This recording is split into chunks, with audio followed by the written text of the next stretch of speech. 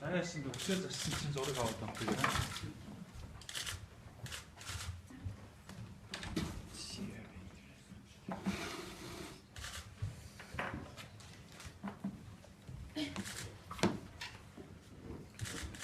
За өнөөдөр Монгол улсын ерөнхий сайдын хувьд бас та бүхэнтэй цаг үеийн байдлын талаар мэдээлэл хийж өгсөн. Би бол өнөөдөр сайн мэдээ дуулгана. Сүүлийн үед бол дандаа сайн мэдээ явж байгаа. Бид нэр цоошин 2 эмнэлгийн суур барих энэ ажлаа бол эхлээд өнөөдөр барилгын ажил нийт явагдаж эхэлж байгаа. 2 дугаар эмнэлгийн хашаанд үндэсний онцлогооны төв, автоматикийн цэцэрлэгийн хажууд анагаах ухааны шинжлэх ухааны том эмнэлэг баригдаж байгаа. 2 том цахилгаан станцын хөрөнгө оруулалтын гэрээнүүд зурагдлаа. Бөөрөлжүүдийн цахилгаан станцын гэрээ, за дээрээс нь 5 толгойн цахилгаан станцын гэрээнүүдийн хөрөнгө оруулалтуудын гэрээ зурагцсан. Эдийн засгийн амьдрал үргэлжилж байна.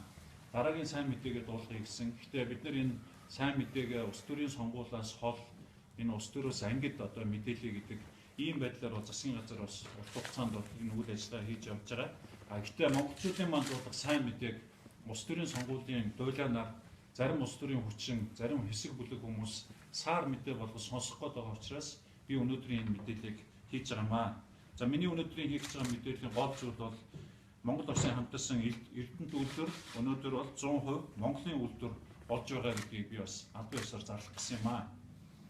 Энэ талаар мэдээллийг дөнгөж сая бас Оросын холбооны улсын Интерфакс мэдээллийн агентлаг бас зарлаад эхэлсэн гэдгийг би бас энэ ташаамд нь хэлхийг хүсэж байна.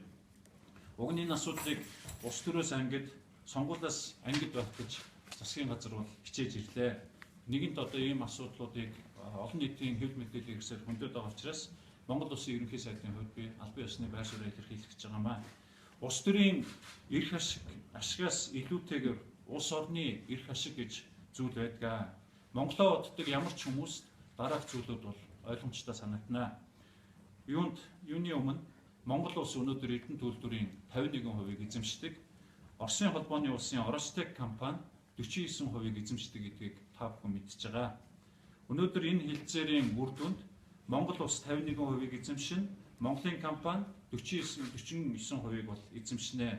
Монголын компани гэдэг нь Худалдаа хөгжлийн банк, түүний төлөөний компани болох Монголын зэс компанийг би бол энд хэлж байгаамаа. Эрдэнэт үйлдвэр хуучин Монгол улсын хуулиас дээгүүр олон улсын гэрээ хэлцээрээр зохицуулагддаг байсан ийм хамтарсан үйлдвэрийн статустай байгууллага байсан бол одоо Монгол улсын хуулиар зохицуулагддаг, манай улсын компани тухай хуулиар зохицуулагддаг Монгол улсын үндэсний аж ахуйн нэгж болж хувирах юм аа. Хуучин бид нар 51%-ийнхаа ногдол ашигыг Монголд авч үлддэг байсан, 49%-ийн ногдол ашиг Оросын холбооны улсын Оростек компани шилждэг байсан. Өнөөдөр 100%-ийн ногдол ашиг Монгол улсад үлдэх болж байгаамаа.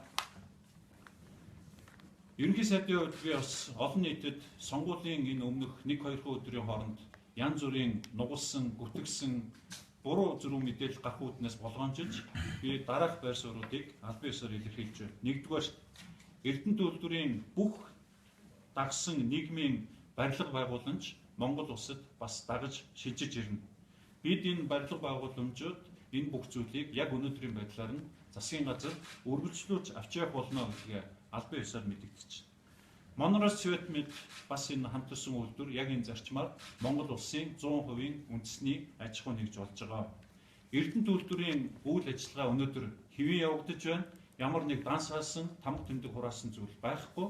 Цаашид маргааш Эрдэнэт үйлдвэр цаашдаа хэвийн үйл ажиллагаагаа авч явах болно гэдгийг хэлхийг хүсэж байна. Энэ бол нэгдүгээрт. Хоёрдугаарт 6 дугаар сарын 30-наас эхлэн хоёр тал албан ёсоор байр сууриа илэрхийлж мэдээллүүдээ гаргаж эхэлнэ. 3 дугаарт энэ асуудлыг Оросын талын хамгийн өндөр түвшинд шийдвэрлсэн болно гэдгийг бас би хэлхийг хүсэж байна. 4 дугаарт Оростек зөвхөн энэ хэлбэрээр одоо өнөөдрийн явж байгаа энэ санхүүгийн хилцлэр энэ одоо хилцээрийг хийн гэдгээ албан ёсоор илэрхийлсэн баримт бичиг энд байгаа. Энд Монголын засгийн газар болон аль нэг улсын засгийн газар аль нэг гурд шитгээдэд бид нар энэ 49%-ийг бол зарахгүй. Энэ байдлаар ингэж зарах юм бол энэ одоо хилцээрийг явуулахгүй гэдэг албан ёсны байр суурьа илэрхийлсэн бичиг нь энд байгаамаа. Тийм учраас Монгол улсын засгийн газар үндэсний аж ахуй нэгжээ 100% авч явахын тулд Оростек болон Монголын компани энэ саналыг бол зөвшөөрөх саналуудаа бол гарна гэдэг энэ байр суурин дээр бол байгаа. 5 дугаарт хин нэг 3 дахь этгээдэд энд оролцохыг хориглосон гэдгийг би бол дахин хариуцлагаар хэлж байна. Хин нэг 3 дахь этгээдийн санхүүгийн болон элдв төлбөр тооцоо энэ асуудалд бол оролцохгүй гэдгийг бас хатуу хэлж байна. 6 дугаарт хэрвээ Монгол улсын компани өөрийнхөө 49% зах тохиолдолд зөвхөн Монгол улсын засгийн газар эхний ээлжинд зарна гэдгийг би бас энд хэлж байгаамаа. 7 дугаарт энэ хэлцээр дуусахад Монгол улсын засгийн газрын зүгээс албан ёсоор улсын их хурл энэ асуудлыг албан ёсоор оруулж танилцуулах болно гэдгийг бас хэлхийг хүсэж байна.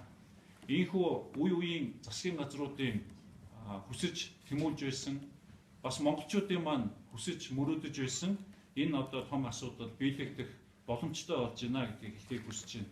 Их хүрийн асуудлыг бид нэр эцэслэн шийдвэрлэж чадсан хамгийн сүүлийн одоо мөнгө төлөх хамгийн сүүлийн зээлийн энэ үлдэгдлийг төлбөрийг манай засгийн газар бас төлж багдуулсан гэдгийг бол та бүхэнд бас эргэж сануулахад илүүдэхгүй байхаа гэж ингэж бодож байна. Ингээ Монгол улсын үндэсний үйлдвэр бол эрдэнэт үйлдвэр бол болж байна. Бидний хувьд улс төрчих сэдв гэж байна.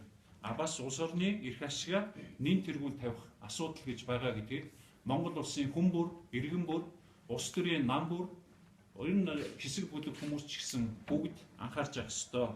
Монголчууд гадаад бодлого, улс үндэсний эрх ашиг, батлан хамгаалах бодлогоороо нам харгалцахгүй бид нар нэг бодлоготой байх ёстой гэдгийг би бас ерөнхий сайдын хувьд бол хүн болгонд иргэн сануулж байна. Сонгуулийн маргааш амьдрал үргэлжилнэ. Эдийн засаг тэр дундаа үргэлжилнэ.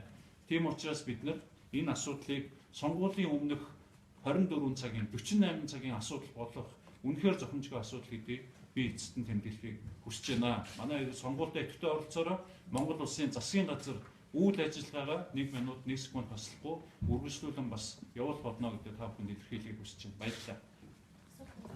Асуулт нь